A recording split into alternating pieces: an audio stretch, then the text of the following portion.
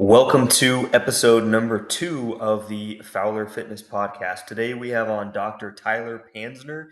Tyler Panzner is a PhD in molecular and cellular pharmacology, and he's doing some really interesting stuff in the space of genetic optimization. So I think this is a really great uh, conversation because there's so much BS, I think, that gets attached to genetics, whether it's in the popular domains of science or when it comes to genetic optimization for health and athletic performance. There's a lot of people that are either not looking at the right things, or they're looking at their genetics as a death sentence. Tyler, I think, is doing a really good job at kind of bridging the evidence-based world of genetic testing with the art and the emerging science of genetics as well. So he's not just looking at things that have been, proven. So, like, let's say, the MTHFR mutation and people not being able to absorb folate very well, right? Or folic acid, my bad. So he's kind of looking at genetics through a lens that I think is encompassing what we do know, but he's also getting really good results by kind of going off inference, right? He's looking at genes, but he's not just looking at single genes or single mutations. He's kind of uh, taking all of these different things and connecting the dots, right? How one mutation might affect another. So we kind of go into just a lot of those details and how I think genetics can really benefit people if we're looking at it through a correct lens, where we are kind of navigating that space between evidence-based medicine and science-based practice properly. So enjoy, guys. That I want to talk to you about is your perspective on, I guess, just genetic health in general. Because I think that when it comes to like personalized medicine, you have uh, people like Gary Brecka who are kind of going down that route. And I think that like people have this idea in their head about what, I guess, genetic optimization is when it comes to personalized medicine, right? And I think that a good majority of that can be kind of honestly just thrown out the window because Yeah. it's either too superficial or people are focusing on things and making connections that maybe aren't really helping people. I know there's a lot of people that will do genetic testing and they're only looking at like two or three genes, and it's just like, oh yeah, you have the MTHFR gene mutation. It's like, cool, yeah, we already know that. And Yeah. basically, everybody has that. hmm So from your point of view, what is it that you do a little bit different? And what are some of the things that you look at, maybe that you see? I know obviously with genetics, it's about personalized medicine, so it's specific things, but what across the board are you seeing with certain people when it comes to things, people that you work with, working on things like depression and some of these common issues that people have? Yeah, absolutely. So I'd say there's two main pillars that separate me from the pack. Um, both come from my background, coming from molecular biology, pharmacology, PhD, the highest level education you could get to understand how cells function, how things affect cells. That kind of comes in two parts. The first one is, like you said, everyone, oh, you have the MTHFR gene, take this. It's so much more complex than that. And I would say 95% of my clients have an MTHFR mutation. So if it was as easy as Gary Brecka says, which for the record, I really can't stand him. He's been caught fabricating, talking about fake studies, just a lot of money behind that. I've had so many people reach out to me. What do you think about this guy? And it's very obvious just by hearing him talk. Well, it's only obvious if you have a background because he sounds very, very wizard, salesman with words. But Right. saying things like methylation regulates thyroid hormone. False. I know you might have seen Chris Masterjohn actually did a big debunking on a lot of the stuff he said. So, um, and there's a lot of people in this space that maybe aren't as malicious as that, but it's more so ignorance. They think they look at one gene that needs this nutrient, so I give that nutrient. So it's not just if you have a mutation in a gene. How many mutations do you have in that single gene? You could have one MTHFR mutation and it works, 80% as well. You can have certain combinations that only works 20% as well. This really dictates what type of treatment protocol you give that individual. So it's not just it's how many mutations in a single gene, then how many mutations in genes in that same pathway. So vitamin D is a good example. You can have mutations in the gene that makes vitamin D in your skin from sunlight. That's clinically linked to many different peer-reviewed studies as being linked to a lot of different vitamin D related illnesses. And that's what I like to do with people is, you know, people say that, oh, this doesn't matter, this mutation doesn't matter. If there's a study showing that one mutation in this gene is linked to, Parkinson's, type 1 diabetes, and depression. And then there's another study linking a different mutation in that same gene to other diseases. And then a third study linking a different mutation. What happens if you have all three? If they're statistically proving that one of these mutations is linked to diseases in humans, again, you see they're not properly studying these things. So how many mutations in that gene that makes vitamin D from in your skin do you have? Then the gene that transports it throughout the body. These are pathways. So you make it in the skin, then you hand it off to the transport protein. That's what brings it in your bloodstream. Vitamin D is a lipophilic molecule. So it can't be in the blood. You need to be having a transport molecule. That doesn't work as well. What do you know? That's linked to a lot of similar diseases as that first gene is linked to. And from my point of view, it's like, yeah, well, no shit, because it's overall affecting the vitamin D pathway. Then you have the conversion, the hydroxylation of vitamin D from chlocalciferol to calcifediol. Then you had the vitamin D receptor. So you see that's what, 4 genes right there, all within one pathway. I think I checked 28 different mutations in that pathway across, I think, 5 different genes. So then there's that. Then if you zoom out even more, different pathways interact together. We know that vitamin D regulates immunoglobulin E. This is what's responsible for histamine responses. So you may say, okay, you have a mutation, you break down histamine slow, but if you're also having a vitamin D issue, that's going to flow over into your histamine issues. Nitric oxide is also another pathway that nitric oxide suppresses histamine release. So you see how you just keep zooming out, all these converging pathways. When we're talking histamine, I'm talking methylation. I'm talking actual histamine breakdown pathways. I'm talking about how well your cells sense allergens to release IgE.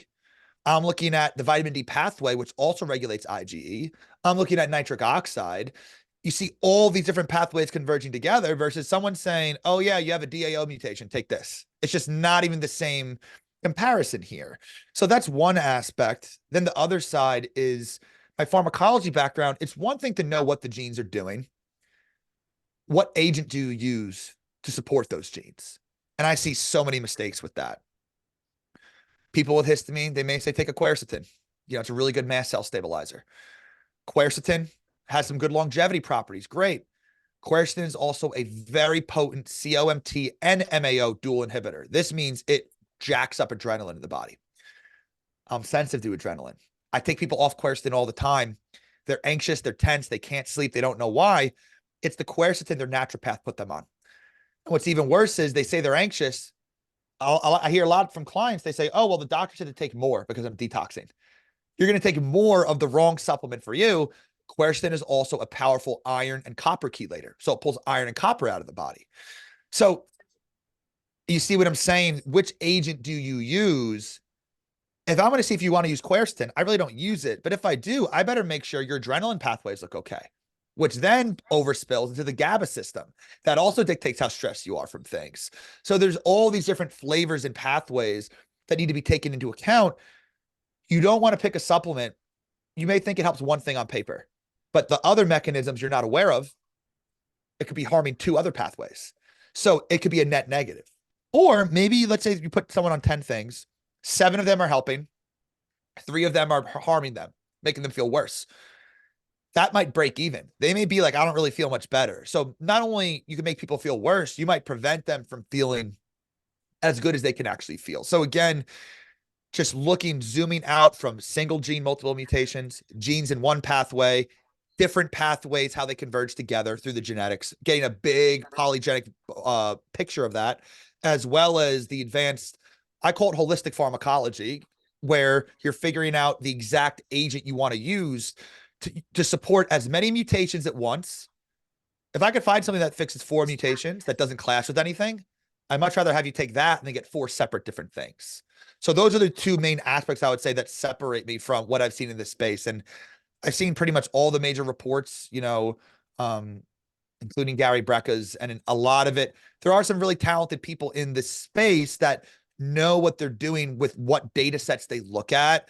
But again, it's just going beyond that and connecting a lot of dots for things. And, I'm not a medical doctor, I'm a scientist. So I use all natural over the counter things. So I can have this random epiphany idea and try it out on someone. And what's the worst case scenario? They're anxious for a day. Maybe they're a little nauseous. It's not for them.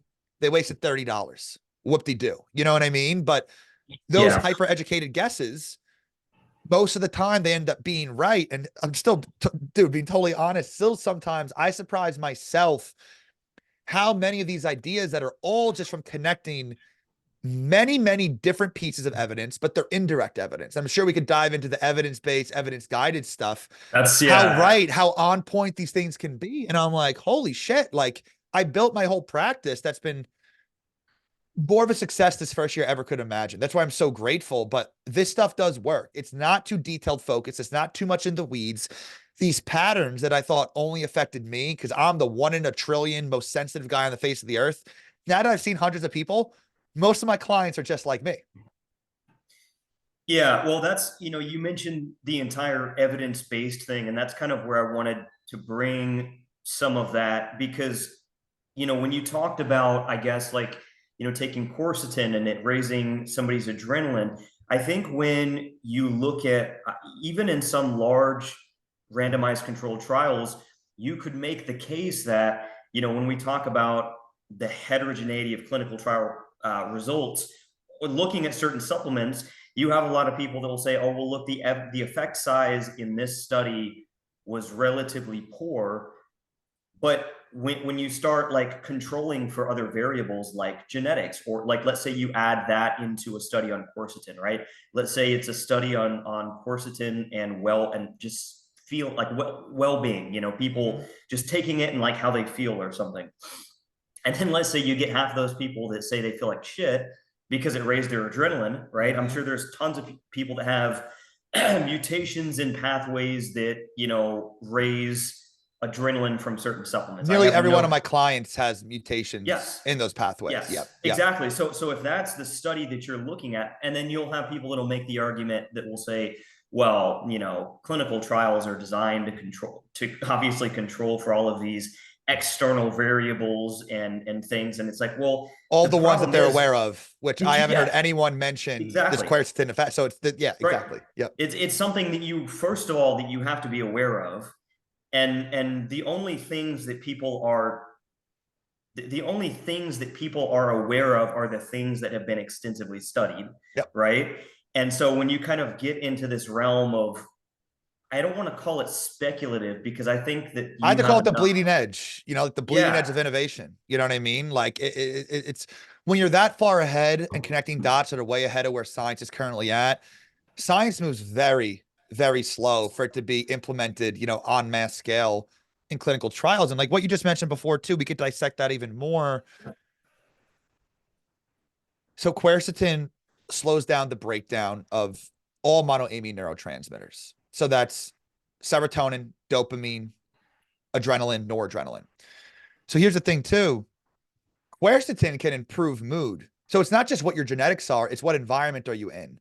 So when I'll take like piperine and cinnamon are two MAOIs that I'll take strategically, low dosages on occasion for more focus, more energy, better mood.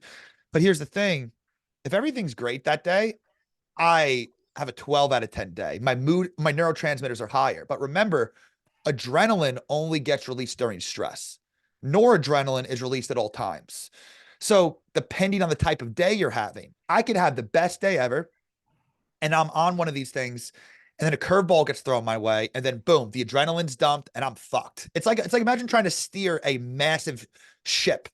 Whatever brain chemistry, whatever mood you're in, it will amplify that. So if you're anxious at a job you hate or you get yelled at or something, that adrenaline dump is going to be that much more significant. How in God's name could you ever control for that in a study?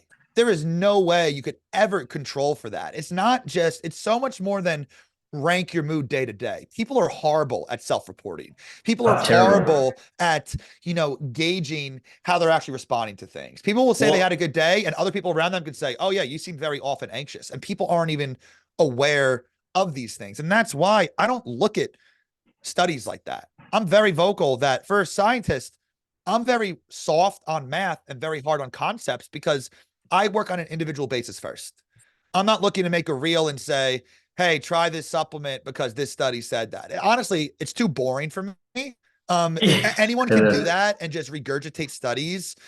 And a lot of these big pages, that's all they do. And I'm not saying that it's wrong or like bad. It's just not for me. I need more stimulation. I need to go deeper. I crave novelty. So I like solving more difficult problems on an individual basis. Um, and yeah, like I said, yeah, you see what I'm saying with the type of environment you're in. If you're in a happier environment, quercetin could help you more. But the second you get stressed, so how are you get what? You're going to lock everyone to have the same exact life to control for that? You can never properly control for these things. That's why I take it all with a huge, huge grain of salt. yeah, and it kind of goes back to the whole, and I'm probably butchering the saying, but I guess genetics loads the gun and the environment pulls the trigger. Well, Um, real quick, I'm glad you said that because I added my own spin to that. So it's true. Genetics loads the gun, environment pulls the trigger, but some people are born with their triggers 90% pulled with armor piercing yeah, bullets. that's what it. Well, yeah, that's where I Because heard that from. Yeah, if you think about it, it's like, yes, that's true, but environment pulls the trigger. Okay, let's think about that. Let's just take heavy metals, for example. Clearly an environmental thing. If there were no heavy metals on Earth, there'd be no heavy metal toxicity, period. But right. there are heavy metals. That's the truth. Now, if you and I each consumed X amount of heavy metals, the normal baseline amount, because we all consume them. If I have mutations, and these are verified, that make me absorb higher amounts of mercury than usual, and I retain it better, is it really the mercury's fault that's we're always going to be exposed to? Or is it my genetics?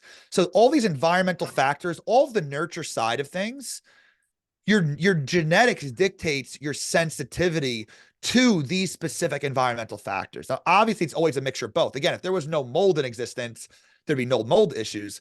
But why is a family of five living in a moldy house? Why are two people super sick? The other three are fine. Explain that to me. And then the same thing goes true with the whole epigenetic side of stuff. What dictates your epigenetic capabilities? Your methylation proteins, your methylation machinery, which is encoded by genes. I just still don't understand how people still can't grasp this. I'll never say epigenetics don't matter. I'll never say that, but it's just ironic. All the people that try to act like epigenetics are everything, they have no education in genetics and honestly, probably a very surface level understanding of epigenetics, yet they're chatting on Instagram because it makes people feel more empowered. But there is things you can do about your genes and learn them and support what you need to get more of what you need, less of what you don't need. And that's pretty much what I do with people. Well, it's like the cancer is a big thing that people there's this genetics versus the metabolic approach to cancer. And to me, that's never. I mean, even from the get go, before I knew anything about nutrition, my thought was, well, it's probably both, right? Yep. How could it not It's be always both. both? It's Huntington's disease is the only disease that is 100% genetic. If you have that mutation, you are going to get that no matter what, 100%. Other than that, it's always a mixture of both. And that's why I'll never be the guy saying genetics are everything always, but I do firmly believe every single health ailment, every single disease, every symptom has a genetic contributor. Why wouldn't it? But Yeah, it just well, depends what percentage, how much of it is for you. I can't tell that for sure, but it is a factor. And I'm just here shining the light. No one's looking at the genetics like this. So I'm not saying my work is more important than the regular functional medicine, naturopath. I'm not saying that. I'm just saying, hey guys, here's the spotlight, whole new layer that no one can even comprehend, fathom, or implement. Let me build this up. And eventually I want to layer this on top of all these other practitioners. If you don't want to go be genetics as focused as I am, that's fine. get the blueprint. Don't wait until nothing works to then get genetics done. Why not have that blueprint right away and figure out what supplements make the most sense, what foods make the most sense, what foods make the least sense, and build protocols from there. And again, you don't have to be a full deep dive. It could just be more of a basic thing. So that's why I'm excited to eventually outsource this and layer it on top of, they regulate everything, whether it's mental health, whether it's a gastroenterologist, neurology, mold, heavy metals, any personal development, you know? Yeah, well, let's kind of go into that topic of, I guess, rare genetic disorders. So let's say you have, and maybe preventing the onset of rare genetic disorders as well. So, like, let's say, there's obviously a difference between somebody being born with like a congenital defect, right? Where they're born with, let's say, muscular dystrophy versus Yep. somebody that gets muscular dystrophy maybe 30 years down the line, right? When we're looking at, like, let's say you have the gene for muscular dystrophy, are there ways, if somebody maybe either already has it or somebody could potentially get it, to either one, reverse that person? And this is one of the questions that I got to when I asked people what they wanted to hear from you, because I've talked a little bit about, and maybe this kind of would go into a good anecdote as well that you might find interesting. But I've had a lot of clients who have come to me with either parents. I don't know why this has been a big thing that I've dealt with recently, but I've had a lot of people come to me with Ehlers-Danlos. Mm. And so I've talked some about these peptide regulators, right? That the Russians have used. They're like epigenetic switches, right? Mm-hmm. So they're small enough where they can penetrate the membrane of the cell, the membrane, and they can go into the nucleus and interact with your DNA, right? And so there's been tons of good studies. I know we've talked a little bit about those before in a DM. I've had like at least 4 or 5 people who claim, and again, some of this could be placebo too, that they've used some of the connective tissue and collagen peptide bioregulators for like the joints. And they're like, my Ehlers-Danlos symptoms are like massively better, right? Like night and day in terms of like pain, right? And so obviously these things aren't reversing the genetic condition. Um, they're acting as epigenetic switches. You still have the genes, obviously. And then they've also done studies where people have like rod cone dystrophy, where it's like once the eye starts to degenerate, it's basically, there's nothing you can do about it, right? It's progressive and your eyesight's going to get progressively worse. In many cases, and this has been well documented, the EDS thing is more of an anecdote that I've Mm-hmm. noticed. But the rod cone dystrophy is a documented thing that they've taken people that have rod cone dystrophy and they've reversed them back to, like, That not was with maybe not. the same epigenetic regulator peptides. Yes, and so they're organ specific. So there's some for the heart, there's some for the eyes, there's some for the joints. So I Yeah, really want to get send you. me more info. I'm honestly not too versed in them. They sound really interesting. So yeah, send me more info about that. That's really interesting. Is Yeah, it like but a just family from of molecules, like a name of family molecules, or they're like very different? You know what I mean? It's like under one umbrella, different flavors of the yes, same type of thing. yeah, short chain peptides. So they basically have extracted them from. There's, obviously the recumbent form, where they're taking the peptides and they're synthesizing them in the lab, Yep. so you can inject them, and they've also taken them from the organs of animals, and that's where they come from, right? So like the one in the heart is like, I guess that's the peptide that they've extracted from the heart. They're finding these short chain amino acids that regulate different organ functions in Mm. different organs. And so the reason I bring that up is because I'm wondering if maybe through nutrition and some of the things that you do as well, that you could take somebody that either has a genetic disorder that's progressive like that, or potentially maybe somebody's going to develop one, and you can look at these mutations and say, okay, maybe we're going to try this supplement, this lifestyle intervention, and maybe it's not a cure, but it either helps manage that person's symptoms or it prevents them from developing the condition in the first place. Yeah, what do you think about that? And is that something that you look at or that you've experienced with any of your clients? Yeah. So those specifically, I've not really gotten into peptides much. They have immense promise without a doubt. Um, Those Well, I'm sound sorry. really I'm sorry. interesting. Not with peptides. I just mean with like just dietary or lifestyle interventions in general. Like, Gotcha. Oh, in general. Yeah. So the yes, way I like, like do to you look think at we this could is, mimic that? yeah. And, looking at the pathway sides of things, um, like you look at like the vitamin D pathway can be linked to pretty much everything, including Ehlers-Danlos. Now, the question is, why do some people with defective vitamin D, why do some get IBS? Why do some get Ehlers? You know what I mean? So it's a loaded question, but I'm looking at the most mutated pathways. And for example, like I'll give you the example. I've worked with several Alzheimer's, Parkinson's, neurodegeneration clients, and we know that choline is heavily linked to neurodegeneration, lack of choline. We know mutations in certain choline producing genes are linked to neurodegeneration. Well, what do you know? Those clients had like 10 to 12 mutations, like the highest I've ever seen in those genes. In addition, we know that ammonia, high ammonia, a paper came out a year or so ago, is linked to neurodegeneration, to neurotoxin. What do you know? These same clients had sky high blood urea nitrogen, BUN, on blood work, which is an indirect proxy for high ammonia. And they have a lot of mutations making their cells pump out higher ammonia. So they're making more ammonia by baseline. Then they're not making enough phosphatidylcholine. So their liver is very sluggish. So not only are their brain cells for the cell membranes not getting enough choline, but they're having an even harder time detoxifying the increased amounts of ammonia their body's making. And this is why when I support that, they've gotten improvements across the board. Now, one of them was more advanced Alzheimer's disease. So I'm not going to see her. I don't know the possibilities right now, but when it's early on, let me put it this way. If I had a time machine, go back in time 20 years ago and gave them phosphatidylcholine and gave them L-ornithine to help their liver break down the ammonia, would they have gotten Alzheimer's disease? I think not. I don't have data to show that right now. Do I have data to show the Parkinson's client that got symptomatic improvements across the board, got off some meds? Do I have data showing that this man regrew the dopaminergic neurons? I don't have that scan. But Right. again, going by how they're feeling, what their improvements are, that's good enough for me. Making feeling people better is the end goal. But of course, in order to make this really mass adopted, you will need to have these studies. But I also kind of gave up on the dream of having this in every doctor's office because conventional medicine will never accept this. They'll never be able to patent the supplements. They don't give a shit about it.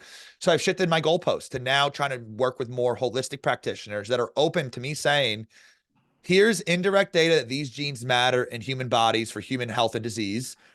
Are they rigorously clinically verified for decades? No, but a lot of holistic people are open to doing that because they're already kind of going against the status quo. Um, if I make your cells feel better today by, again, I just like giving the vitamin D example. It's easy for people to grasp by making Hmm. sure your levels are where they need to be. You feel better today. Why would that not lower the chance for disease down the road? Like make happier, healthier 100%. cells today.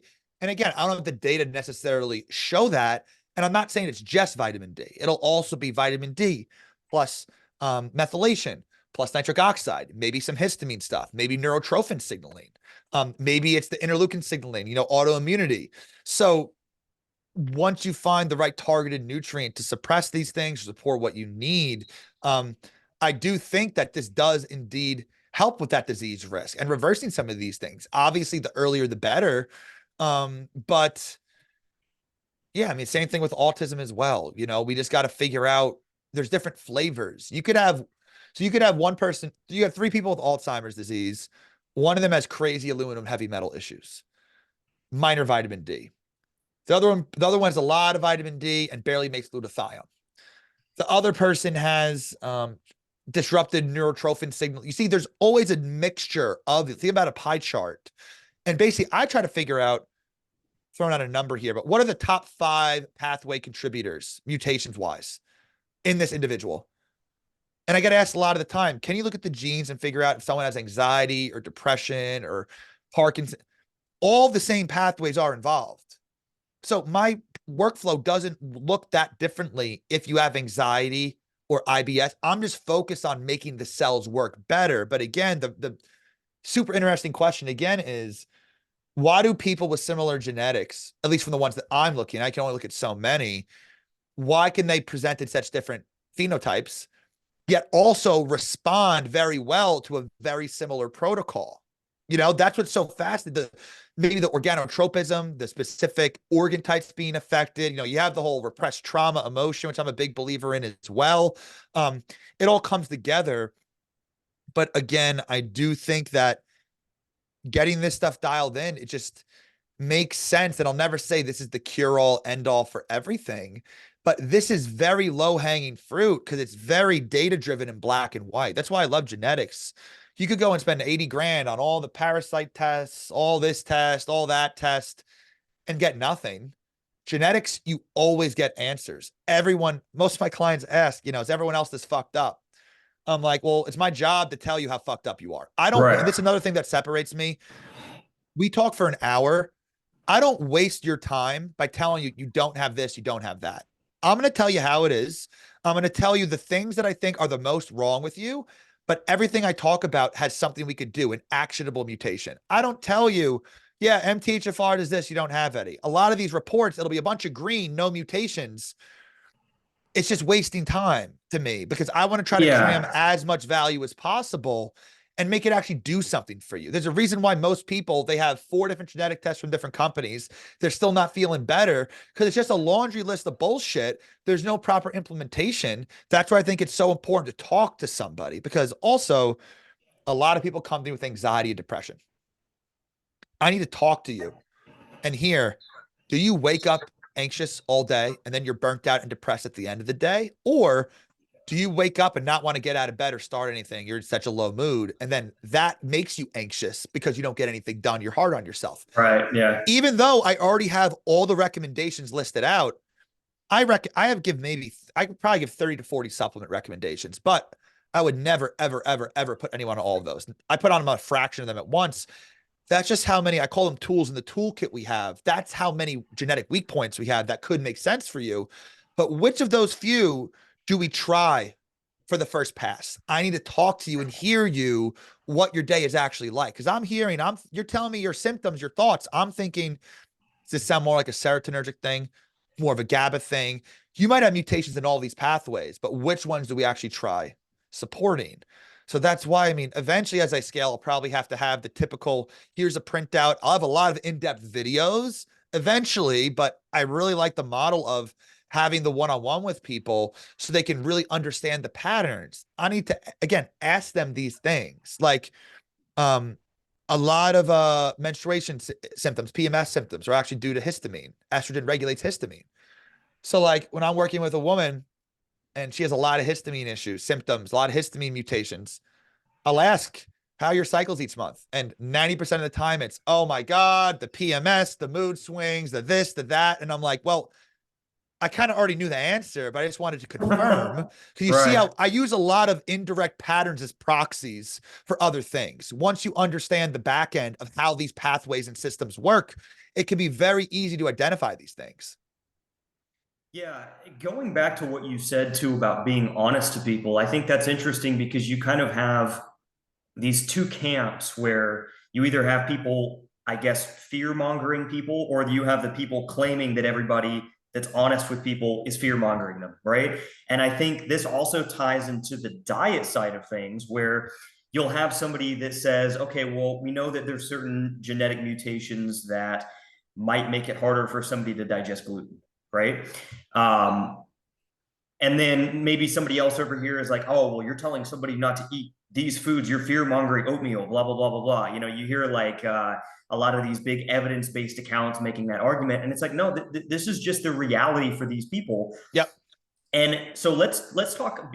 I think that kind of leads into maybe a good conversation that we can have around genetics and diet, right? Because I think for the most part, when you say that people can eat a generally balanced diet, like people should eat some carbs, people should eat some protein, people should eat some fats, all of that's true. But when you go into kind of micro optimizing things, like saying, okay, how much carbs or what kind of carbs, right? Or maybe you have a mutation that again doesn't allow you to digest gluten very well. So, and these are legitimate things, right? This is not like, I think a lot of people think that non-celiac gluten related issues are like a made up, I guess Yep. like a nocebo or something. Well, people don't understand either. I personally don't think anyone should eat gluten.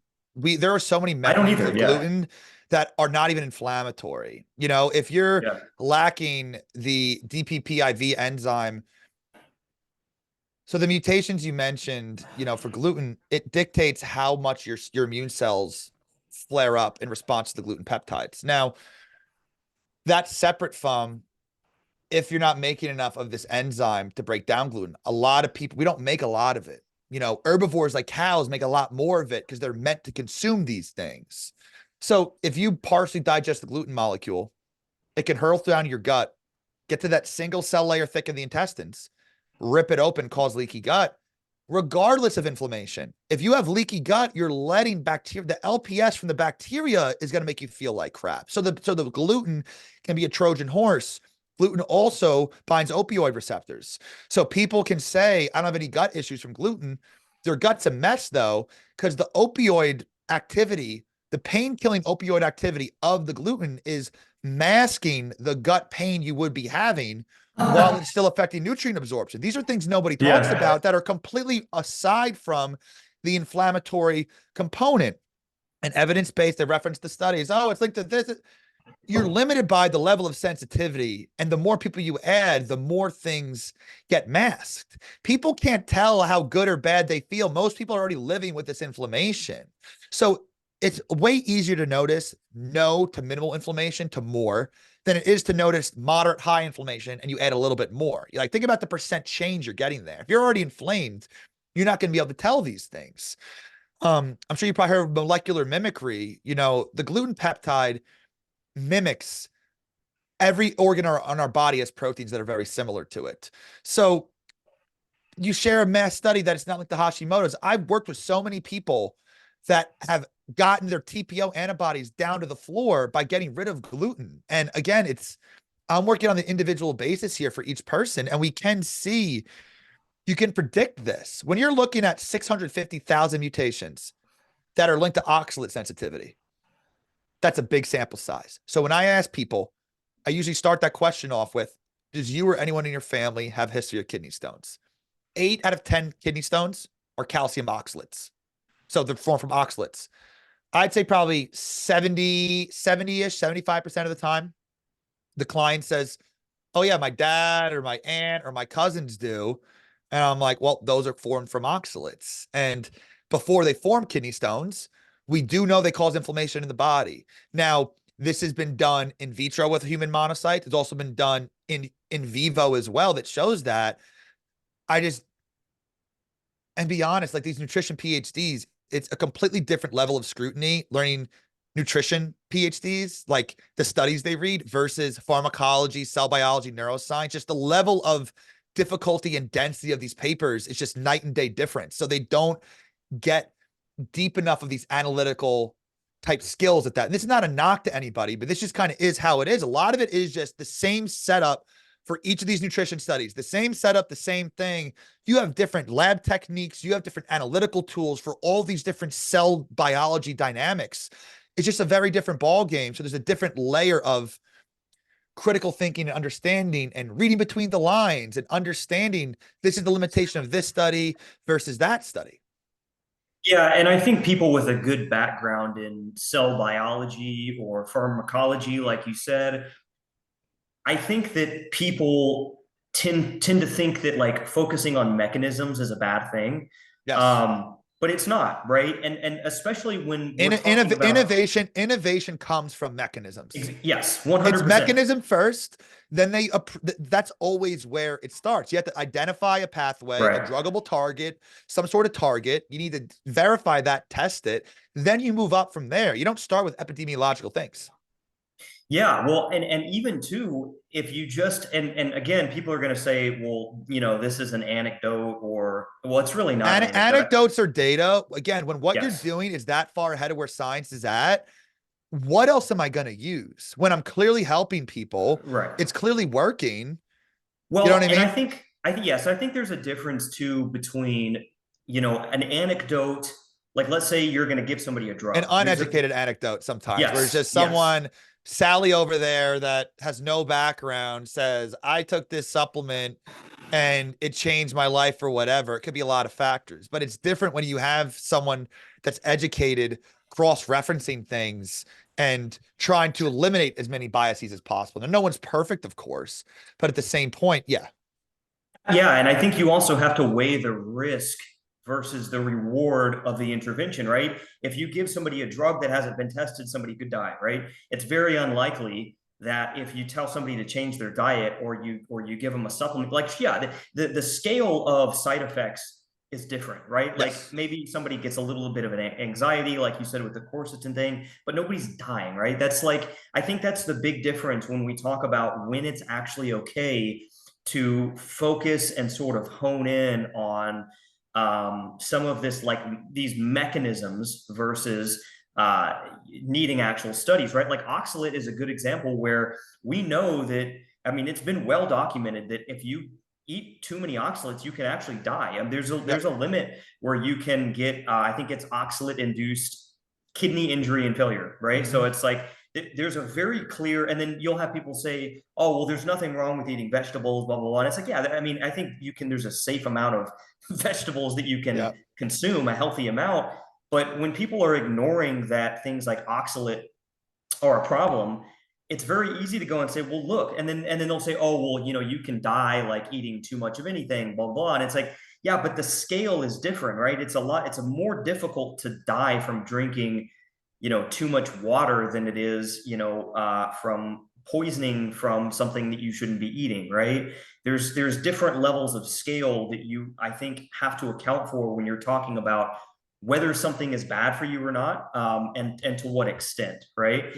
And so I think with the oxalate, like you said, regardless of somebody's gene mutations, whether they're prone to kidney stones or not, you can't really make an argument that oxalate is a good thing. There is a certain level of oxalate that I think you can get in your diet that isn't going to be negative, but oxalate across the board is bad. Just like gluten for most people across the board is bad. Oxalate it's legitimately Well, it also like a depends on reason. what food it's in too. What Yes. phytonutrients again are balancing that out. And one thing I want to add too is, back to what I said about before about a lot of these, nutrition people, they're interested in helping people go from obese to less obese.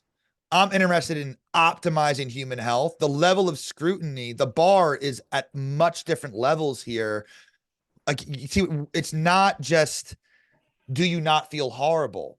If you have brain fog occasionally, that to me is an issue that needs to be optimized and fixed. I want to live my actual best life. I don't just want to live a better life. I want to live my best life, and I want to give it to people that I work with. And regarding the oxalates, I don't outright say avoid these things. I Right, look at right, the right. genetics, and there's also other things too, like gut infections can affect this. So there's other factors aside from genetics that do affect oxalates. I'm not an oxalate expert. I'm a genetics expert. So that's what I focus on. And high dose vitamin C over a gram a day has been linked to increased formation of oxalates. So if that comes up, oxalate sensitivity, guess what? I'm taking you off those 4 grams of vitamin C you're taking each day for glutathione production from your naturopath, because I think that could be messing you up more, especially if you have a history of kidney stones in the family, especially if you have inflammatory type conditions. Oxalates can be causing headache. I see it cause headaches, migraines, really bad joint pain. So if you have any of these things, just reading between the lines. And then I look at the high, and it's also, you got to rank the foods. I found a nice paper that ranked it by milligram doses of oxalates per serving. I think it's low, medium, high, very high. And when I talk about food with people, I'm upfront, I'm not a nutritionist. I let them know, out of the high and very high category, how much do you eat these? Right. This, that, that. Oh, I eat that too. I'm like, no, no, no. Blueberries are in the low category. Don't worry about those, because I Right. don't want to feed into that food phobia and the fear. I'm Exactly. not a nutritionist. Right. And same thing with high histamine foods, like coffee, tomatoes, vinegar, fermented things. Those are the main things I see give issues. Now, can beef have high histamine? Yes. Can avocados? Yes. Personally, I'm very histamine sensitive. I do okay with those. I'm not going to give you the 300 food list of high histamine. Let's just start with some of the major things I've seen mess people up more. Because if I tell you, you got to eat low sulfur, you got to eat low histamine, you got to eat low gluten, you got to eat low oxalate, and you got to eat low salicylates. I have had clients that their mutations show all of those. Right. They're going to go off the It's fucking deep end, bro. I tell them, we yeah. let's focus on the gluten free. And then also, sulfur releases histamine when it gets too high. So a sulfur Mhm. sensitivity is the same thing as a histamine sensitivity, essentially. Histamine's an excitatory neurotransmitter. So when's the worst time to eat these things? In the evening. At night, I've yeah. I've connected so many dots. If I have like I actually just went out to lunch with a friend, and I had like a turkey wrap. I got no tomato. It had some onions on it, which had some sulfur. I could feel my body right now. Like after this, I'm gonna go for like a hard run because I feel my body, the sulfur release histamine. Histamine's excitatory. Histamine also releases adrenaline. I'm not anxious right now. It was a low dose, but that's how in tune I am with these things. How many people get put on sleeping meds or anxiety meds because they're eating high sulfur, high histamine foods for dinner? So I would tell them focus just on dinner. Try to go gluten free. That's more straightforward. I tell people, you have rice, you have potatoes, you have fruits. That's more straightforward for people. Avoid the grains and breads. Then focus on dinner, low sulfur, low histamine. Start with that. And then they'll say, oh, wow, I didn't wake up throughout the night. I didn't have as much restless legs. Restless leg syndrome is linked to histamine. So it's like, say all you want how it's all mechanisms, but how many, if you masterfully understand and connect the mechanisms with real world patterns, what's the harm with that? I'm not saying this matters for everybody, but a lot of clients I work with are sensitive to these things. That's why they've seen 10, 20 different doctors. They still don't feel good because these little things that people say are too detailed focused, they matter for so many people. Yeah, and at the end of the day, it's about helping people first and foremost. So I think we need to always keep that Yeah, the primary thing and not our like dogmatic exactly. adherence Yep. to, being evidence-based or something, right? And I think a lot of people do that not necessarily because they think it's right, but because they think that if they stray out of these lines, they're going to get criticized by their peers. And they probably will, right? Because there's a lot of people Especially that, in conventional. Yeah, absolutely. yes, Absolutely. It's a dog eat dog world, especially in conventional medicine. Absolutely. yeah, and I do want to clarify for people that are listening to this that, when I'm talking about like oxalates or something, like I'm not saying that you can't eat oxalate rich foods, right? Because I think that also is the frustration with some of these people in the evidence-based community that I do understand is that, you have people that are saying, oh, you can't eat that, like you can never eat this, it's terrible. You can never eat this, it's terrible. And really what we're looking at doing is just saying, okay, yeah, like from this like high list of foods, let's try to avoid, if we know that you have an issue with sulfur, let's maybe, it's not to say that we can't ever eat any of these. Yep. Maybe we could take some supplements so that if we go out to eat, we can enjoy them every now Yep. and then. But Absolutely. let's try to spread out our like load of like oxalate foods or histamine rich foods sort of across the spectrum, right? Because we know that like, okay, oxalate may not have really any health benefits. It's kind of a net negative. But let's say we're eating foods that have a lot of antioxidants that do have oxalates in them. Maybe the benefit of the antioxidants outweighs the oxalate. So we can't just look at foods from Or the this sati- or the standpoint of, satiety or the adherence to the diet calorically. There's so many aspects of that. Yep. yeah, 100%. One thing that I wanted to touch on too was as far as supplements are concerned and people taking certain supplements maybe to manage conditions that could have been managed by just like avoiding histamine, right? Like let's say Mm-hmm. they have brain fog and so they're taking nootropics. When it comes to brain optimization, what are some big things that you see that, or maybe just some like popular supplements that people are taking that might be affecting them negatively? Like I know methylene blue, that's a big one that like tons of people are on SSRIs or they have maybe mutations in serotonin pathways. And that's like the biggest nootropic that everybody's recommending right now. Yep. I have tons of friends that have taken it that feel great. I have tons of friends that have taken it that feel terrible on it. So what are some of these main mutations, and maybe what are some like popular supplements that you've seen that can really kind of just put people in a bad place, I guess, with their mental health? Yeah. Quick on the methylene blue. Methylene blue is also a potent nitric oxide inhibitor. Another mechanism I don't like about it. I don't do well on it. I had a client come to me that their life was kind of like destroyed by taking methylene blue, and I'm trying to figure Oh, out mechanism. And I'm not saying that's like a usual thing. This is the first time I've seen like really life fucked up, derailed from taking methylene blue. They read it was great. Not exactly sure why. And I think too, for a lot of people, less can be more, and again, why are you touching the modafinil, the Salank? Why are you touching all these things if your methylation isn't optimized? If the sleep isn't dialed in. Also too, I think a lot of people also don't realize that upping choline with different racetams or huperzine A, these things can sometimes make people feel more tired too, and people may not be aware of that. Choline can have a downer effect. It can help with sleep. I don't do really well on direct choline. Phosphatidylcholine, I like liposomal form, but like huperzine A can make me feel a little bit tired. Now, why is it that blocking acetylcholine breakdown makes me tired, but giving myself choline precursors doesn't? I really don't know. That's just kind of anecdotally, how you're experimenting with these things.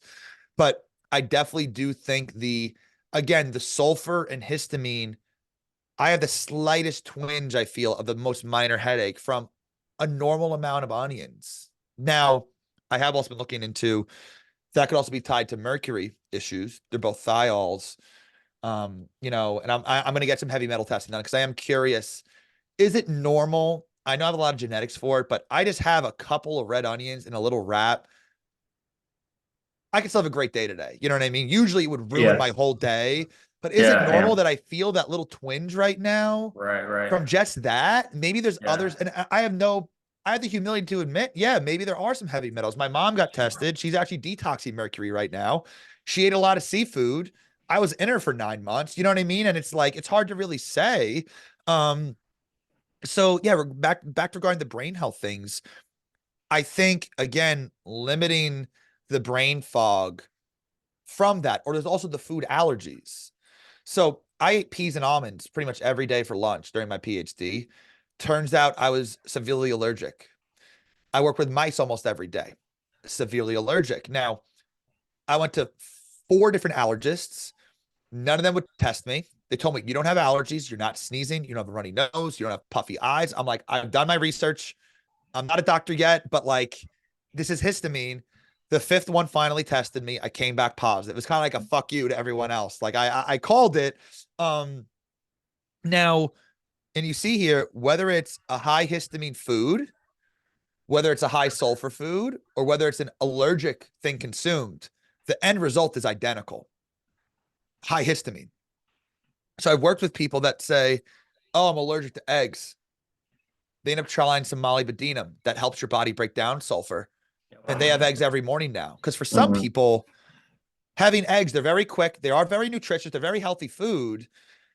For them, they'd rather have a little molybdenum with the eggs, bang, bang, boom, go on with their day. They feel great. So that's what I like to tell people. You see how they thought it was an allergy the whole time. Allergies are harder to improve upon than just sulfur itself. Like I'm making sure tomorrow I'm going to do a day where I'm blocking out all day tomorrow, some white mental space where I'm just not taking any calls. I'm working on building some genetic tools and stuff. Um, I'm going to be making sure don't have any lower histamine stuff. I have lower histamine stuff for dinner. I'm going to make sure that, like I have my caffeine source is instant espresso diluted in cold water. So this is the whole cup I diluted in. It's very dilute. I'm trying to find a low histamine form of caffeine other than energy drinks. Like I love the Rain energy drinks. I feel amazing on them because it's natural green coffee bean caffeine. It's some B vitamins, non-methylated, so not overstimulating, and it's some CoQ10. There's no L-tyrosine. There's no astragalus. There's no quercetin. There's no green tea extract. There's nothing in there that artificially boosts my adrenaline aside from the caffeine itself. I was having half of one of those every morning for months, and I felt amazing because there was no histamine. Then eventually, I'm like, all right, I'm not even worried about the drink itself. I stopped having it because of the plastic on the inside of the can. Like that worries me a lot more than that actual drink itself. Yeah. So like tomorrow, I'm probably gonna have a little bit of um caffeine anhydrous and have less of my instant espresso just to make sure there's no potential histamine type issues. Because if I have that same instant espresso drink during allergy season, I could feel minor brain fog because think about all the other variables. My baseline histamine is higher. There's been nights where I'd have something higher sulfur histamine that the night before, and then I go and have this and I feel issues. Or if I were to have a lot of eggs in the morning with this drink, you see, I'm kind of viewing all this as a bucket together. So a lot of people are subconsciously just eating these foods because they're healthy, but they're overwhelming themselves with the sulfur, with the histamine. So they're utilizing these stimulants, these drugs. Adderall binds histamine receptors too. So that can help you focus while also raising histamine, which could be kind of counterintuitive here, which is very ironic. They've actually done Yeah. studies that giving ADHD meds plus Zyrtec and antihistamine works better for children than just the medication alone. So it's like, why don't we just lower the histamine to begin with naturally and see how that works, you know? But um, trying to think some of the, I honestly don't even go too deep into the heavy nootropic biohacking space anymore because just really narrowing down and hammering home the foundational things really well for my body. I take the least number of supplements I've ever taken and I feel great and I could dial in and focus. If I do need something, I'll take a little like a piperine or something. But, I don't really do much of the racetam type stuff anymore because I feel like I don't really need it. Yeah, and I think that's maybe the most underrated aspect of maybe I guess you could just say cognitive enhancement is what can I remove to feel better? And we've heard this a million Yes. times. We Yep. always hear people say, well, what can you remove instead of adding to feel better? This is an area where there's really just not a whole lot of people doing Yep. what you do in that way. And then, you'll have other people that kind of I guess they build this idea in their mind about something that they don't like supplements because we'll have to take this for this and that for that.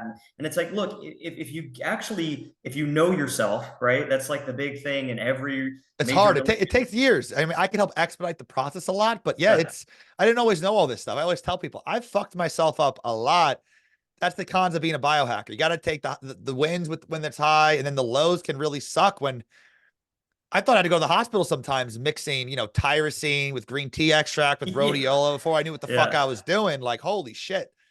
Yeah. It's people are very haphazard with a lot of the things that they do, and then they become cynical because they think nothing works, right? Or they think that everything It's they expensive respond. pee.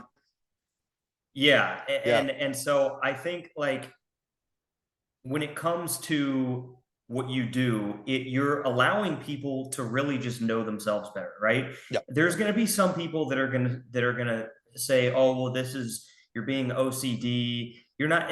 This is really making people less OCD at the end of the day because they know what they can and can't do, Exactly. right? It's pattern recognition. That's what I tell people. The main thing I'm helping you with, in order to connect the dots, you have to know where the dots are. And that's what I show people. And anyone that's worked with me can attest to this. I'm very careful with my wording. I'll literally say, I'm not telling you can never have any of these, but if you have any of these supplements, if you feel more stressed that day, it's likely not your external environment. It's likely the supplement raising your adrenaline. So your perceived reality is more stressful. And that's what I like to tell people. I'm not saying you can never have all these high sulfur foods, but I'm saying I think another thing too is, I think I mentioned this before, when you're always have brain fog, you're never going to tell what your triggers are.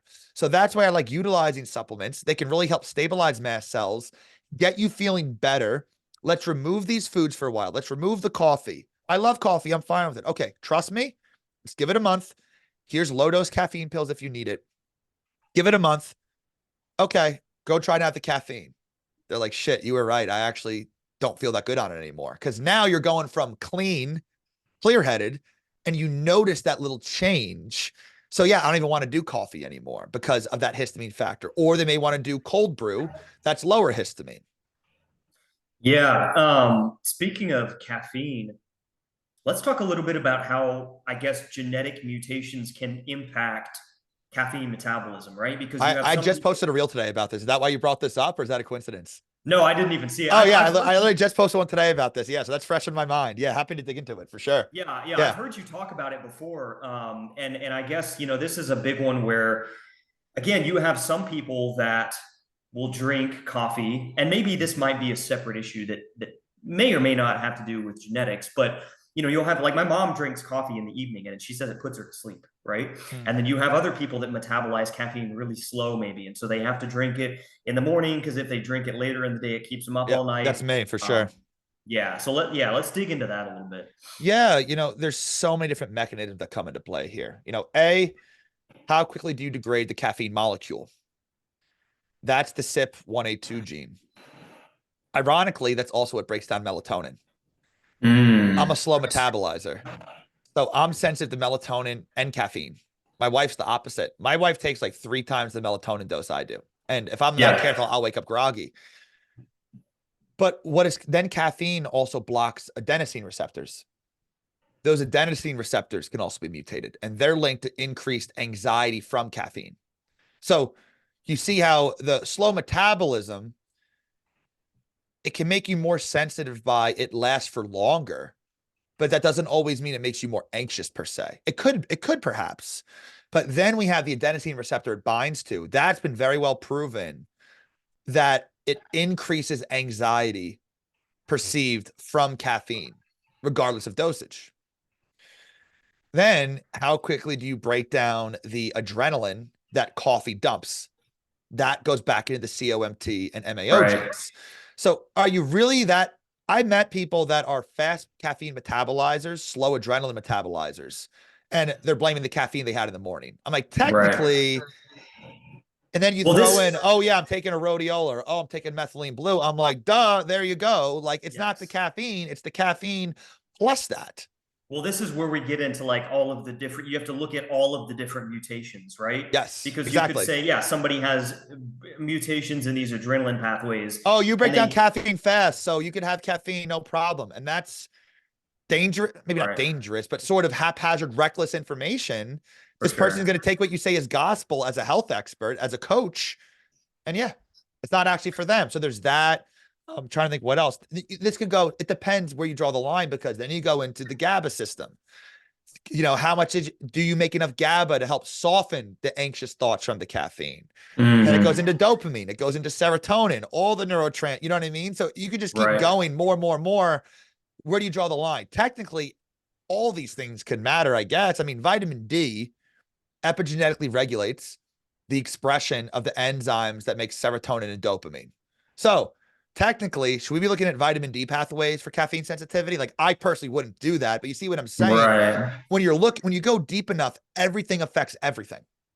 Yeah, and I think that's what, you know, people have been saying for the longest time, where, like, I like to look at it through the lens of, like, maybe, let's say you're doing a specific diet or you're taking certain supplements, and they're not directly, their mechanisms of action aren't directly impacting whatever issue you're trying to work on, but maybe they sort of have like a downstream Yep. benefit, right? Or you're using them to kind of do what I like to call clearing out interference, right? Where you're allowing other things that are associated with whatever problem you're trying to address, it's allowing those to work better, right? And that's what I think is really interesting about this. And some people will call it nitpicking or being OCD, but I think it's great because it gives all of these people that have these hard to treat issues lots of different mechanisms and sort of these Yep. roundabout ways that they can go about approaching some of their issues. When you talked about the mutation for, I guess, the adrenaline,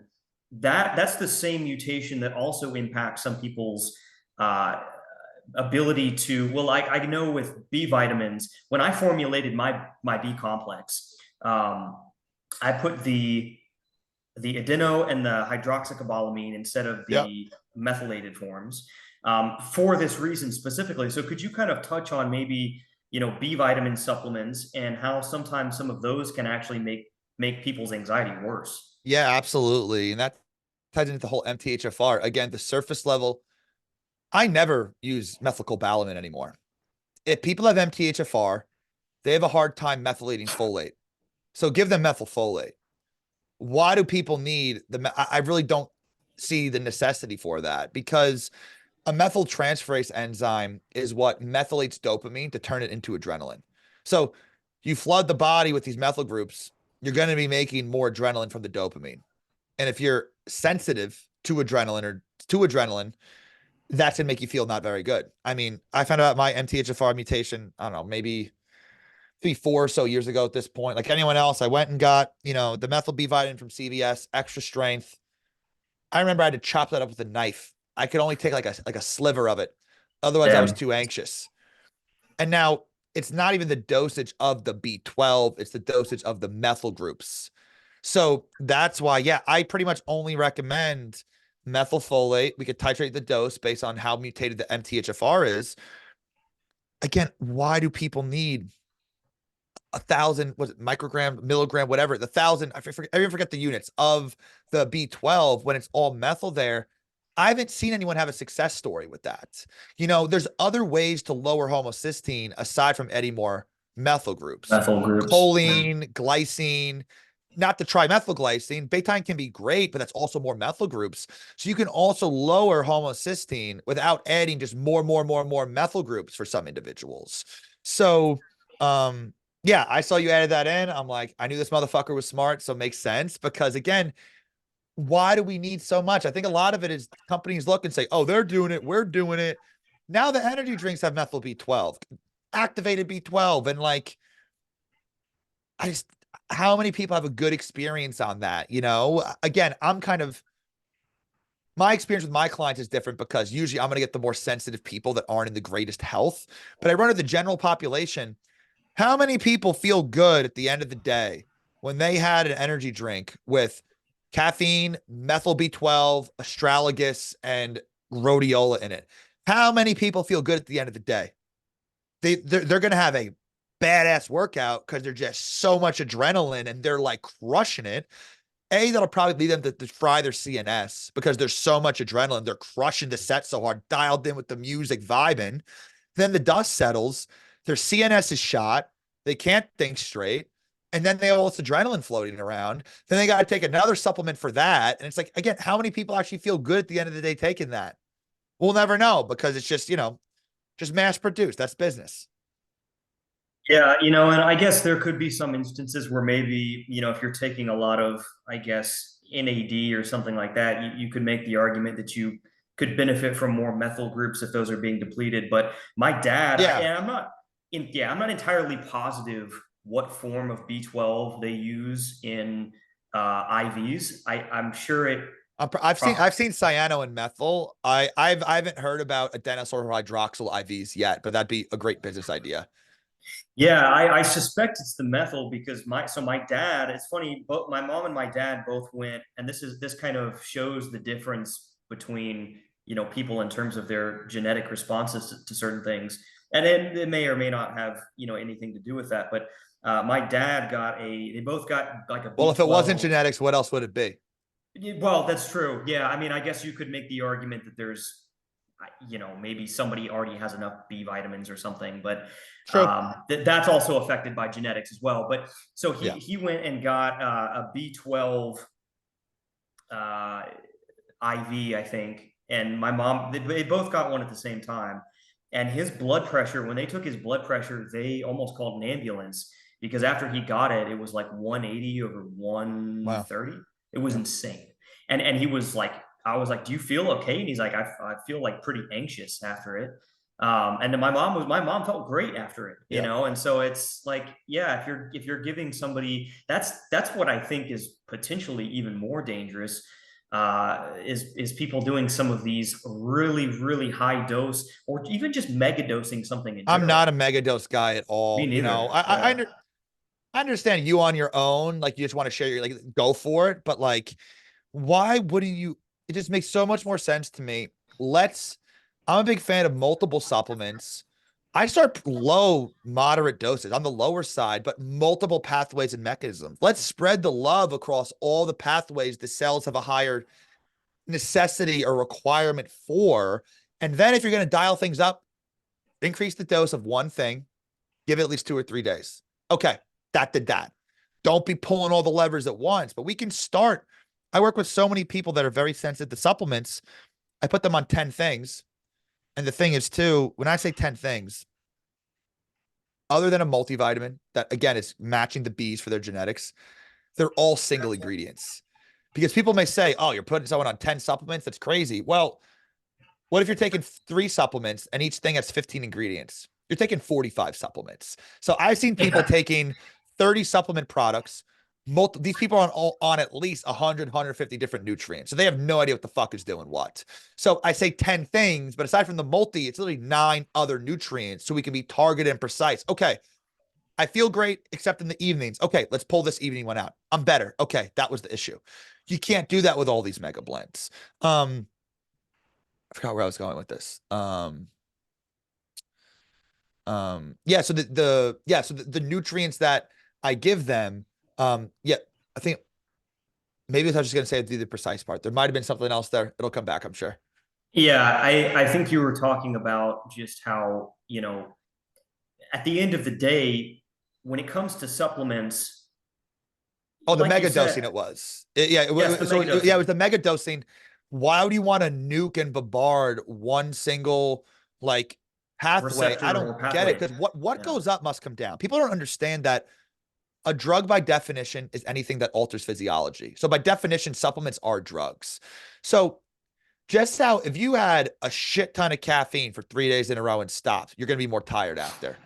If I stopped taking my morning supplements, I would feel more tired, less sharp that day. Would I be able to get through the day? Yes. Would I be depressed and anxious? No. But like I fully acknowledge I've been taking this multivitamin every day for well over a year, more or less. So if I stop taking it, why would my body still have all these nutrients to do what it's been doing? I don't get why people get like jaded by that. Like it's like bad that they need these things. You don't need it, but it helps. It's way better than, a medication. But yeah, don't mega dose one thing because the more you mega dose it up, then when you remove it, what goes up must come down. You have that right. swing. You have these withdrawals. Well, yeah, I think the entire idea of people not wanting to be dependent on something is kind of funny because it's like, well, you're dependent on your car to get to work every day. You're dependent on food to live. You're dependent on air to breathe. There's so many things that we're Yeah. dependent on. And I don't like to use the word you have to do this. I just like to use the word it might be useful for you to do this, right? It might be Yeah. useful for you to take these things. And I think when you look at any area of life, whether it's business, whether it's relationships, whether it's nutrition or something, there's not a whole lot of things that you necessarily always need to do, but there's a lot of things that could be helpful if you're trying to work on some area. So I don't. I think it's strange that a lot of people don't apply that logic to supplements, but kind of going off into maybe some like fitness related topics. I love As it. I remember I told you before, and I'll get to talk about the fitness, weight Yes. training type stuff. So happy to dig Yes, into that. I definitely wanted to touch on that because I had some specific questions that I wanted to ask you about as well. When it comes to resistance training, like we know that obviously resistance training is good, doing some cardio is good. Um, it's good to do a lot of different, engage in a lot of different activities so that you're balanced, just like you would be if you're eating a well balanced diet. What have you come across any mutations that can impact people's responses to certain forms of exercise negatively, right? Like we know that people that do a lot of HIT or that do a lot of basically just really high intensity exercise. I know there's certain mutations. I can't remember the name of it, the specific one that I'm thinking about. But some of these things can trigger like vascular inflammation, right? Mm. So there's that side where, like, yes, exercise is obviously great and we want to do it, but how can exercise maybe impact some people negatively, right? Like, have you come across that or seen that in any people that you work with? Yeah. So I'm familiar with what you're mentioning. So, and this is also too, I told you I have that white space day tomorrow because I'm working on, the one thing I miss the most is I don't learn that much anymore because I'm working, because I'm seeing so many clients. Now that I'm going to Right. start working on building a team, I can have more time to just dive into stuff. I know what you're talking about. I don't know it specifically off the top of my head. Regarding the exercise things, the main things I'm looking at are nitric oxide functionality, lactic acid clearance, of course, hormone dynamics as well. I know there's information out there about would you do better with more high intensity, low intensity. I know it's out there. I'm not very well. That's one of the things I do want to add to the repertoire.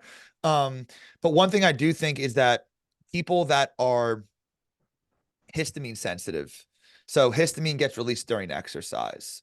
So when I work with people that have, mold or big histamine issues, I've had clients that say, I black out every time I exert myself. No one can figure out why. And I'm like, oh, it's got to be histamine. And then they're like, oh my God. Like, oh, and then I put them on a few simple things to help with the histamine. They stop starting their morning off before the gym with apple cider vinegar and coffee high histamine. They're like, Ooh, oh my God, you're a miracle worker. I'm like, really? Like no one could figure that out or even just think it's histamine. It's like shocking to me. I don't think that was some miraculous thing. It just makes sense. But right. people that feel more nauseous. It isn't always just the lactic acid buildup. It could be a histamine thing as well. That's why you look at things like pine bark extract, pycnogenol. What do you know? That increases exercise performance because it helps with vasculature, um, like vascular health, but it also helps with the histamine, stabilizing the mast cells. I also think people that are adrenaline sensitive, like I'm in and out in the gym. I do maybe 45 minutes of weights now, and I've had a lot of injuries. So I'm very hypertrophy focused. I do a lot of unilateral type stuff. And over time you learn how to train the muscle intensely, but not red line. So I'm not doing these like the super grinder reps anymore because the Right. stimulus to fatigue ratio isn't worth it for me anymore. Mhm. I'm 6'3", 228 pounds, probably around, I don't know, 13% body fat. Like I'm like, I think the natural genetic limit is a lot higher than people think, but like I'm not going to be, no matter how much I redline, I'm not putting on like each summer when I lean down, it's like, oh yeah, Tyler's been doing work. He looks better, but it's not going to be that like, whoa, what the fuck happened to you? That's just not going to happen unless I sauce up, which I'm not. I don't see the need to do that unless I was competing using my body to make money. But I don't want to show my body in doing that because I don't want my page to be about that. I like the way you do it too. You're showing the Right. cool training stuff, but it's not, I'm doing my walks. My shirt's off because I want to get vitamin D. I'm purposely Right. filming from like the mid chest upwards because you don't need to see anything else. People try to bash me like, my bad. You could see my upper chest here because I have an upper chest, but it's Yeah. clearly not me shining down, Right. flexing my abs, check me out. I'm just having my shirt off. I don't care. I'm giving you guys free information. Yeah, it's not like Um, you're walking into the grocery store like Paul Oh Saladino, yeah. Yeah. Yeah, exactly. Part of me is like, shit, I could probably make a lot more money if I did, but I'm too authentic. I literally couldn't sleep at night if I did that. I couldn't either. Yeah. Yeah. Yeah. Yeah. But yeah, so regarding the mutation, and it reminds me kind of too, regarding the diet stuff, there is some data, what macros do you do better with? I don't dive deep into that yet. The science isn't as fleshed out. Again, I'm doing more so like, is it a sulfur thing or a histamine or things like that?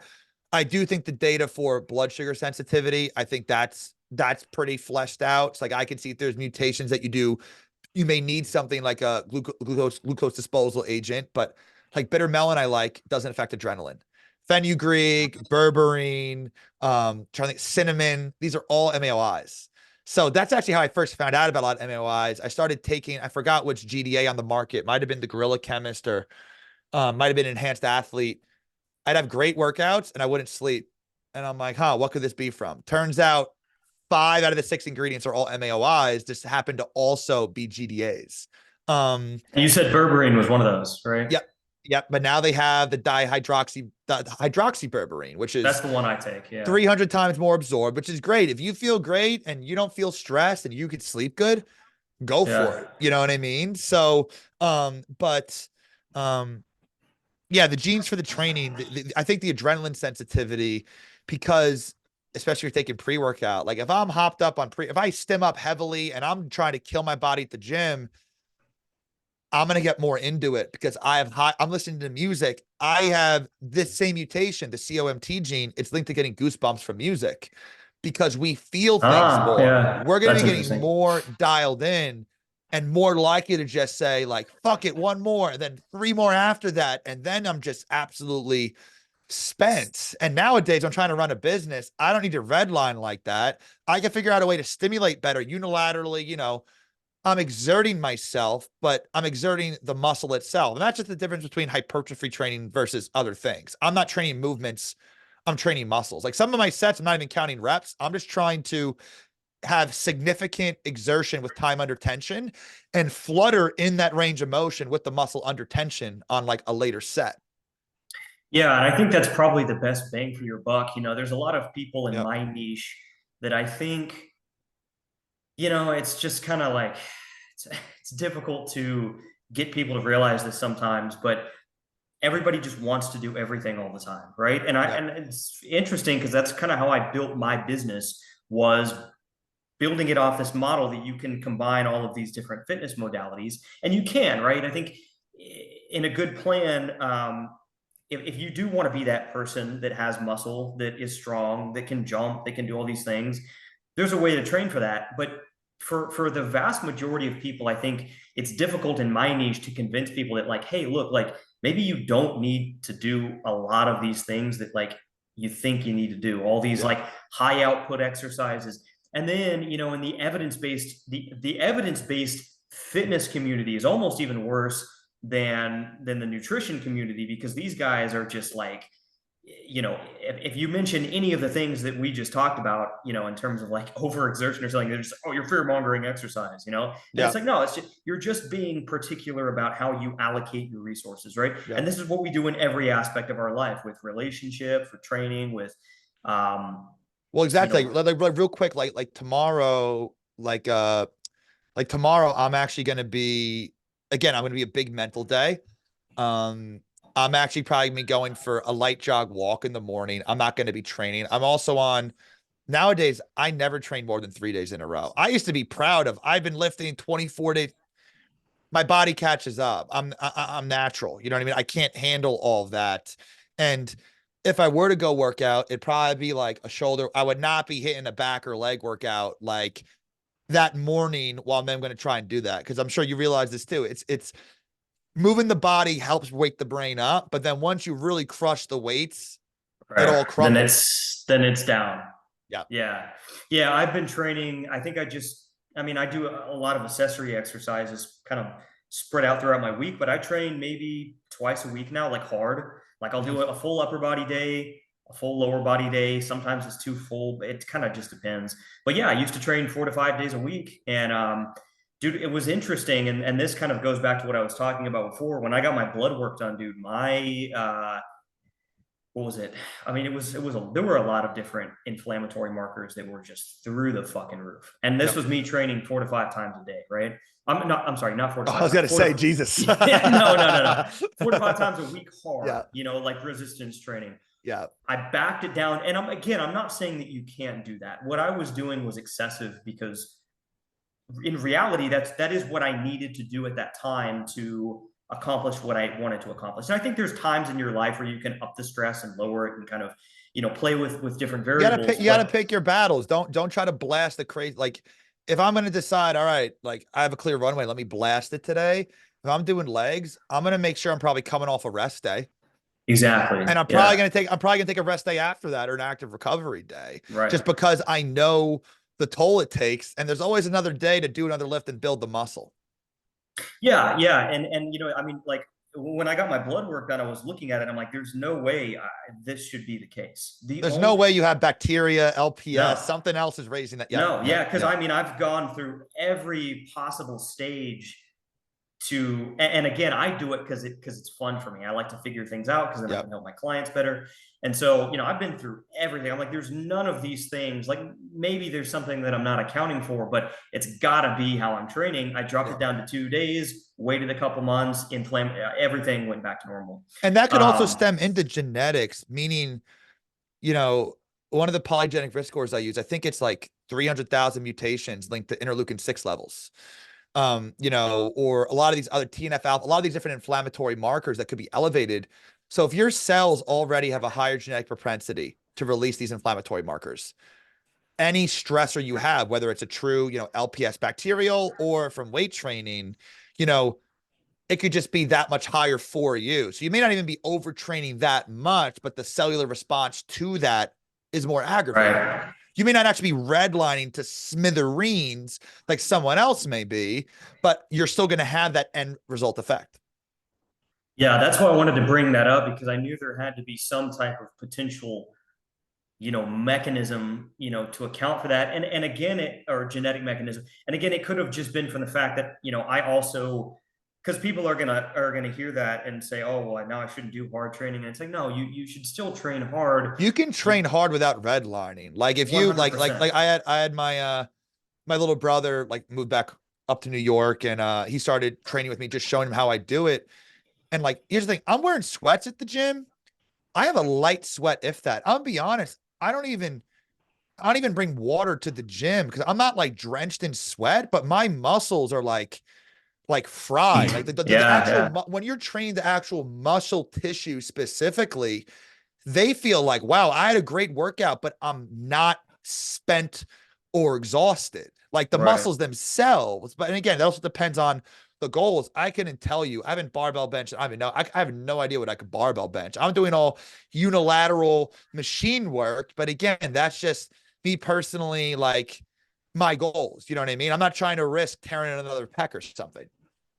Yeah, it's not worth it. And I think that that's another conversation that people, get into where they're like, oh, well, you can still do this at 60 years. It's like, nah, look, you got to realize that like a certain age at a certain point, it's not to say that you can't do certain things. You just definitely have to be more mindful. Yeah. I think that goes for anything. But one more thing before we close out here, I wanted to talk just briefly about some of the Lions Mane stuff because I know you kind of dug into that a little bit with I think it was Ryan Russo and Mm-hmm. Ryan. So believe it or not, he actually he started using some of those peptide bioregulators, and I Yeah, I know saw he's that. yeah, I think that might have been a big influence on how he I think he had some methylation support as well. I think helped with that. yeah, he Yeah. was doing a lot of really good stuff, and he's doing a whole lot better now. So when you were talking to him, or maybe you've seen this with other clients, are there any mutations that would be suspect in terms of like let's stay away from the lion's mane? Because I know he also took a pretty big dose as well. So I mean, it was like a Yeah, mix. I think the main things here, you have the DHT and then you also have the prolactin, which they kind of feed into each other. But you know, I think people with I think you should be staying away from lines, mainly unless you have higher DHT. A good proxy for that is if you're balding. So like they are connected together. And Yeah. then that's a guy, that's not a universal rule here. Right. But my Pedro Thucydides, I had you follow him. Oh One of my yeah. other close Instagram buddies, Yeah. absolute genius. One of my boys, but he loves lion's mane. I I love don't it feel good too. on it. Me too. Yeah. Well, that's ironic then, because I'm like, yeah, you're bald, so it makes sense. You're not bald, so I'm who not. knows? You know Yeah. what I mean? So Yeah. more stuff involved, but I Yeah. do think I do think that the DHT is a big component there. Um, and again, also regarding the recovery aspect, again, this goes into clearly lines made damage is an epigenetic phenomenon. That's not changing the genetic code. And the same thing, I think, like same thing with like psychological trauma, childhood trauma. These are all epigenetic changes. And what machinery helps that? That's why, again, I think not just taking a bunch of methylfolate, figure out do you have a genetically harder time producing SAMe? You take SAMe with methylfolate, you may be anxious if you don't need more SAMe. You know what I mean? Which of these metabolites do you actually need? Um, so and you could also have mutations that make you prone to lower DHT, higher DHT, lower prolactin, higher prolactin. And I think that combined with methylation issues is what can, I think those first two will be what puts you at a higher risk to not feel great taking it. But what's going to keep you stuck like that? I think that's more of the methylation issues because you're not able to, you switch it bad the wrong ways. And then that machinery has a harder time switching it back the right ways. And I have heard about some people that use just straight up DHT, like injectable DHT to help with that. I've worked with a couple of PFS clients or lines main same ballpark here. And again, fixing the right methylation pathways and trying to figure out is the DHT actually low? Oh, what do you know? This person also has a harder time genetically making DHEA. So let's get some DHEA in there to front load some to make so your body makes its own DHT from that. Um, Because again, well, if your body's a harder time making DHT, maybe an actual DHT boost could make sense for you. But again, I really like the idea of um, the methylation support, but also neurogenic things like BDNF neurotrophin boosters, because you want to try and make these changes happen in the brain, both on the epigenetic level.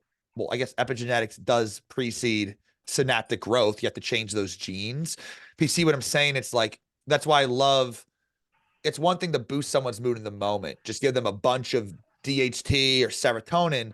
But how do we remodel their brain so they kind of latch on to that and they're not so dependent on that molecule to feel that way? We want to grow new circuitry. Right. Yeah, I think that's one of the reasons it's there's that paradoxical reaction where some people feel great from it because they do need that BDNF boost, Yeah. and then some people feel terrible That's on why I it. that's why I took it initially. I have a BDNF mutation. That's why I took it initially.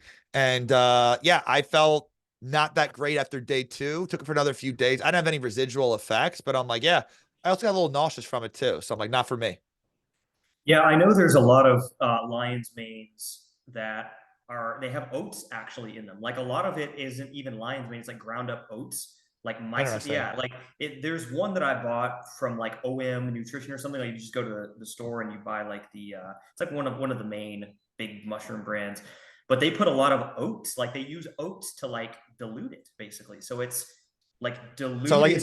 it's not even like it's bad then. It's not even like there's a way to spin that as a good thing. Like it's actually just filler Yeah, basically. pretty much, yeah. Oh So because wow. I was taking it for a while and I was getting kind of weird stomach aches on it, and then I realized I looked at the back of the package and it said mycelated oat, like cultured from mycelated oats or something. So I was like, okay, well that's probably why it's giving me Well, weird I gut wonder, issues. are they well, could that maybe be because like the bedding that the mushrooms are on are oats, maybe? Maybe it's not just straight up oats. It could be like mycelium that grow in the oat, maybe. I'm not sure because I know I've Do you listened to normally not do good on oats either? Is that why you no, no, I don't do good on oats at all. gotcha? Yeah, But I have a little bit of but oats each morning in my smoothie. Not a lot, but I do okay on those. yeah, yeah, for me it's just, and I went to there's a lot of people that probably will think this is BS, but I've seen like an iridologist where they basically look at your eyes and they can tell you things about your health, supposedly based on your eyes. And a lot of it was pretty surprisingly accurate. She was like, yeah, you Interesting. don't digest oats well. You don't like it was all of the foods that I had issues with, all of the supplements that I've had issues with, it all kind of made sense. But I know Matt Blackburn has also talked about certain mushrooms being diluted with fillers like Mm, oats. So mm, it could have been just what they were grown in, but it may there may also be yeah. like a filler component to that. I don't want to keep you here forever though. I Yeah, think we this could was go forever, but yeah, this yeah, is dude. great. There's so many different rabbit holes that I think that we could go down. I definitely want to get you and Pedro on together at some point. I need to get Pedro on just by himself. I know you had introduced me to him, and both of you guys, I think, it's so difficult to find people in this space that kind of walk that fine line between evidence-based and like cutting edge personalized medicine. Very explorative, but rooted in the hard. It's always rooted in the hard science. I never really there again. When you assemble enough indirect pieces of data, you can draw conclusions. And when I have 15 pieces of data all pointing to the same thing, tell me what your working model hypothesis is that proves mine wrong when mine perfectly sews together all these pieces of evidence. I'm not afraid to say it because I'm not going to go on Instagram and say, hey guys, everyone should be doing this. Here's my code, go and buy it. So what's the harm? Yeah. Well, yeah, and I understand the stigma around that, and I think sometimes people that are doing good work unfortunately kind of get lumped into that category because that that Yes. is that is so prevalent, and finding people that walk that line in the middle is exceedingly rare in Mm. exercise, in nutrition. I can name there's probably like six people that I know of in the nutritional space. I mean, I'm sure I could list Yeah. more if I actually Yeah. thought Yeah. about it, Yeah. but in nutrition and exercise, it's like I could list almost all of them, on one hand. And you and Pedro are definitely two people that I think are doing a great job. So if people Appreciate that, want man. Thank to, you. yeah, yeah, if people want to reach out to you guys or I'm sorry, to you and maybe do a consult or something, and talk to you just about how they can, like, optimize, their health, with a genetic approach, where can they reach out to you and find you? Yeah, so I'm on Instagram at Dr. Tyler Panzner, Panzner. So there's two N's. Um, I'm on TikTok, Facebook, YouTube as well, but not as prevalent. I'm going to start expanding more into that. I also have my website, www.drtylerpanzer.com. And one thing I want to do too is think of a discount code you want. So anyone listening here that wants to work with me, I'm going to put a discount code for $100 off a one-on-one deep dive with me. So what would you want it to be? Okay, great. Yeah. All of my discount codes are Grant Fowler. How much did you say off? 100? 100. We'll do Grant Fowler 10. Cool. That's usually what I just have for all Yeah, I'm my. gonna write that I down. try to Grant keep them Fowler consistent, 10. so Yeah, no, I can I totally remember. feel that. Yeah, I'll write that down now. Yeah. And yeah, for everyone listening, right now, let me write this down. Now, right now, I do a lot of these deep dive one-on-ones. That's been my bread and butter. I just started a 12-week course where I'm teaching practitioners how to, if you and other biohackers to go really deep, learn as much as you can how I do things. But I'm just getting started. 2024 is gonna be a really big year. I plan on having all different ranges of price points, different modalities to learn, whether it's a little micro workshop or a self-paced course or a live thing, this and that. So I also have a free email list on my website as well to stay in the loop. So yeah, thank you so much for having me on. Really hope some of you guys learned something. And yeah, that code Grant Fowler 10 will be $100 off a deep dive with me. Looking forward to work with. And for you guys listening, I don't just work with people that are in good shape that want to optimize. These genes I focus on, I always have to figure out how I'm going to fit all these mutations to an hour-long consult. That's why I truly believe I can make any human being feel noticeably better. It just depends where you're at now, where you want to go. Is that worth it for you specifically? But it's not if you have these mutations, it's how many do you have and how much better will you feel how soon? Some people within a day or two on the protocol, they tell me their depression's cured. They're like literally crying. And I'm not going to sit here and tell you that's everybody. So they're basically 90, 95% better in a day or two. Some other people, 2 or 3 months goes by, we get a follow up. They're maybe 20 or 30% better. So I'm not going to sit here and tell you guys it's always perfectly cured for everyone. Any doctor that tells you that, that's a huge, huge red flag. But when we get this perfectly aligned with your genetics, it's really difficult to not feel some noticeable amount better. So I can never promise curing everything. What I can promise is that this information you'll get is like nothing else on the face of the earth. And bare minimum, it's a new layer of patterns that you can use to dictate how you interact with your external world, whether it's through foods, vitamins, supplements, lifestyle. So, yeah, man, thank you so much for having me on. Definitely have to do this again sometime. And take care, everyone. Yeah, absolutely. Thanks for coming on, Tyler. All right. Let's see.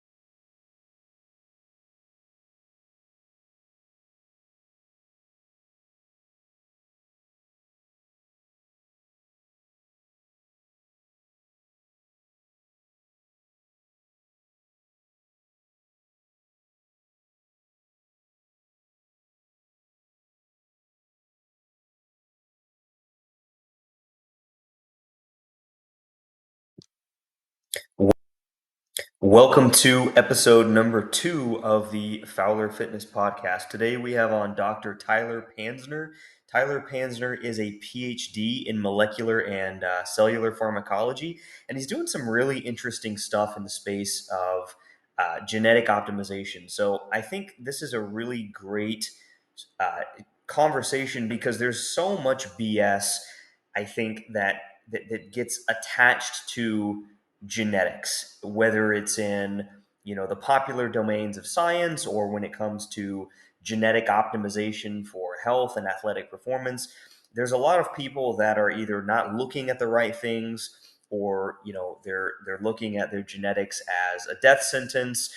Tyler, I think, is doing a really good job at kind of bridging the evidence-based world of genetic testing with the art and the emerging science of genetics as well. So he's not just looking at things that have been, proven. So, like, let's say, the MTHFR mutation and people not being able to absorb folate very well, right? Or folic acid, my bad. So he's kind of looking at genetics through a lens that I think is encompassing what we do know, but he's also getting really good results by kind of going off inference, right? He's looking at genes, but he's not just looking at single genes or single mutations. He's kind of uh, taking all of these different things and connecting the dots, right? How one mutation might affect another. So we kind of go into just a lot of those details and how I think genetics can really benefit people if we're looking at it through a correct lens, where we are kind of navigating that space between evidence-based medicine and science-based practice properly. So enjoy, guys.